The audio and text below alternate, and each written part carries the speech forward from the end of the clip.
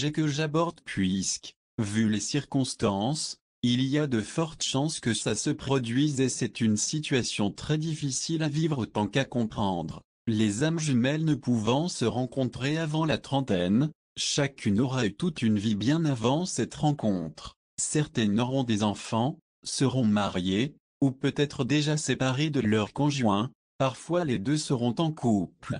Ce sont toutes des possibilités à envisager. Alors premièrement, l'âme jumelle qui est seule et voit l'autre vivre une relation de couple devra comprendre que sa paire n'est pas nécessairement malheureuse dans sa relation. En fait, ça ne devrait pas être le cas puisque l'état d'esprit doit être optimal pour qu'elle se rencontre, ce qui aura un effet d'autant plus dévastateur pour celle qui est seule. Celle-ci aura sans aucun doute beaucoup de mal à croire que c'est possible qu'ils soient un jour réunis puisque ça semble très improbable, et de penser que l'autre est heureuse avec quelqu'un d'autre est extrêmement douloureux. Ce qu'elle devra réaliser en premier lieu est que la relation entre son âme jumelle et son partenaire ne se terminera pas de manière hollywoodienne avec le protagoniste qui court vers le héros en lui déclarant son amour pour laisser tomber son ou sa conjointe comme un vieux chiffon. D'ailleurs, elle ne veut pas que ça se passe de cette façon. Elle ne veut pas être la responsable de leur séparation.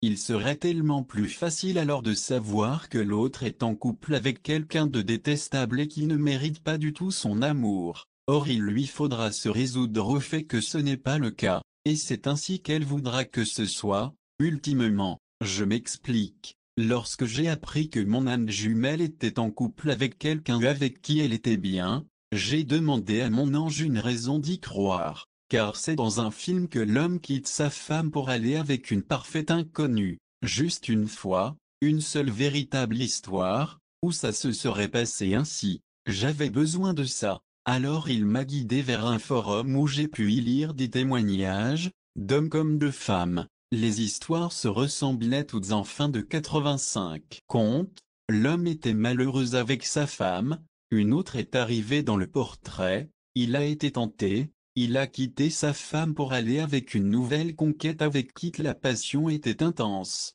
Puis ils ont commencé à se disputer sans cesse, à se laisser, à reprendre, puis se sont laissés pour de bon et l'homme revenait toujours vers son ex-femme en regrettant amèrement sa décision. Et il y avait tout un lot de femmes qui vociféraient toutes les insultes possibles et imaginables contre ces hommes et surtout, contre ces femmes qui avaient détruit leur mariage. Pourquoi est-ce que mon ange m'en faisait lire des histoires comme celle-là? Premièrement, ça n'avait rien à voir avec moi et deuxièmement, je n'avais aucune envie que ça se passe ainsi. Alors il m'a dit de continuer sur le forum suivant. Cette fois c'était très différent comme histoire. Des hommes racontaient comment ils étaient heureux en mariage, avec une femme qui n'avait absolument rien à se reprocher. Certains avaient des enfants, d'autres pas. Et puis un jour, une rencontre est venue complètement bouleverser leur existence. Ils ont rencontré une autre femme. Au début tout allait bien, mais plus le temps passait plus ils pensaient à elle. Et plus ils pensaient à elle, plus ils se rendaient compte qu'ils n'aimaient plus leur femme. Alors un jour, ils ont pris une décision déchirante et ont quitté leur femme pour suivre leur cœur. Ils étaient aujourd'hui en couple avec cette autre femme depuis des années, certains depuis plus de 35 ans,